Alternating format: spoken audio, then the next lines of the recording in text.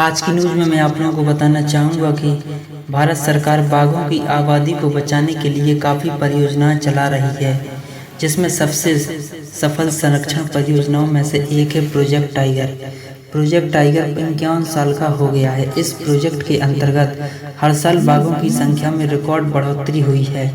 मैं आप लोगों को बताना चाहूँगा कि 2006 में 1411 बाघ थे, 2010 में 1706 बाघ हो गए और 2014 में 2226 बाघ हो गए और 2018 में 2967 बाघ हो गए और 2022 में 3682 बाघ देखने को मिले हैं। यानी इनकी संख्या में लगातार बढ़ोतरी देखने को मिली है। इस संख्या को देखते हुए भारत दुनिया के 70% जंगली बाघों का घर है, जिसमें मध्य प्रदेश में बाघों की आबादी सबसे ज़्यादा है। 750 से ज़्यादा बाघ हैं मध्य प्रदेश में। अगली न्यूज़ में मैं आप लोगों को बताना चाहूँगा कि EPFO की तरफ से बहुत अच्छी गुड न्यूज़ आई है। जो नौकरी पेशा लोग हैं उनके लिए यह बहुत अच्छी खबर है। EPFO एम्प्लॉय जब अपनी नौकरी छोड़ते हैं और वह किसी अन्य जगह नौकरी करना स्टार्ट कर देते हैं तो उनको PF को जो पिछली कंपनी से मौजूदा कंपनी में मैन्युअली ट्रांसफ़र करवाना पड़ता था, लेकिन अब EPFO ने ऑटोमेटिक ट्रांसफ़र की सुविधा प्रदान कर दी है। इसके तहत अब कोई भी एम्प्लॉय अन्य जगह नौकरी करता है तो उसका PF का पैसा ऑटोमेटिक ट्रांसफ़र हो जाएगा। यानी जब भी कोई एम्प्लॉय अगर अपनी नौकरी छोड़ता है मौजूदा नौकरी और अगर कोई दूसरी नौकरी करता है तो उसका PF का पैसा ऑटोमेटिक ट्रांसफ़र हो जाएगा।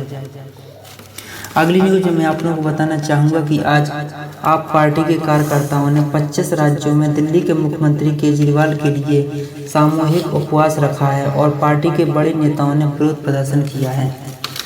अगली न्यूज़ में मैं आप लोगों को बताना चाहूँगा कि आज राजस्थान के भरतपुर लोकसभा क्षेत्र में आयोजित जनसभा को UP CM योगी आदित्यनाथ जी ने संबोधित किया और PM नरेंद्र मोदी जी ने आज आगामी लोकसभा चुनाव 2024 के लिए बिहार के नवादा में विशाल जनसभा को भी संबोधित किया।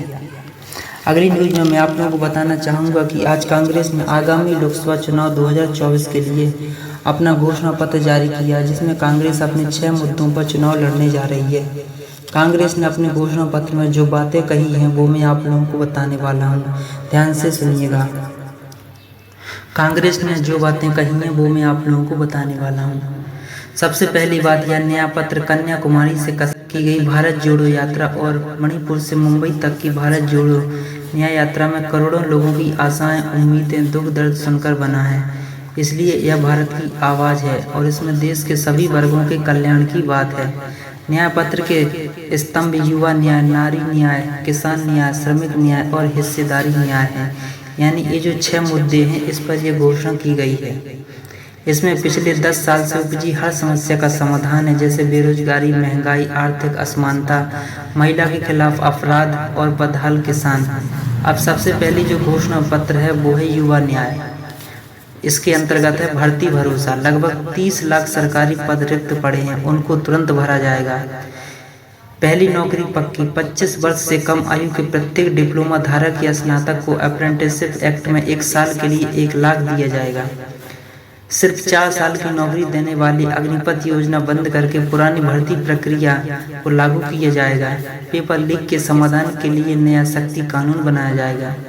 और दूसरी बड़ी बात है किसान न्याय। किसानों को न्यूनतम समर्थन मूल्य यानी MSP की कानूनी गारंटी मिलेगी। किसानों की कर्ज माफ़ी होगी। किसानों के बीज, खाद और खेती के उपक्रम को GST मुक्त किया जाएगा। तीसरी बड़ी बात है नारी न्याय। नारी न्याय में उन्होंने क्या क्या बताया है। पहला, महालक्ष्मी, गरीब परिवार की महिला मुखिया को 1 लाख सालाना दिया जाएगा। नई सरकारी नौकरियों में महिलाओं के लिए 50% आरक्षण दिया जाएगा केंद्र में। और अगली जो बड़ी घोषणा है वो उनकी श्रमिक न्याय। मनरेगा का मानदेय बढ़ाकर 400 रुपये प्रतिदिन किया जाएगा। गिग वर्कर्स, जोमेटो, स्विगी जैसी कंपनी में काम करने वालों की कानून से मिलेगी सामाजिक सुरक्षा। 25 लाख रुपए तक की स्वास्थ्य योजना, जिसमें इलाज, टेस्ट, दवाई सब मिलेगा। अगली है सबसे बड़ी घोषणा, वो है हिस्सेदारी न्याय। गिनती करो, आर्थिक और जातिगत जनगणना होगी, यानी जातिगत जनगणना होगी। जल, जंगल, जमीन का कानूनी हक, वन अधिकार कानून वाले पट्टों का 1 साल में फैसला होगा। वन अधिकार अधिनियम लागू किया जाएगा। आदिवासी बाहुल्य क्षेत्र अधिसूचित होंगे। और अगली बड़ी घोषणा है राज्यों के लिए कि जम्मू कश्मीर को पूर्ण राज्य का दर्जा बहाल होगा। पुडुचेरी को पूर्ण राज्य का दर्जा मिलेगा। लद्दाख के जनजातीय क्षेत्र संविधान के 6ठे शेड्यूल में शामिल होंगे।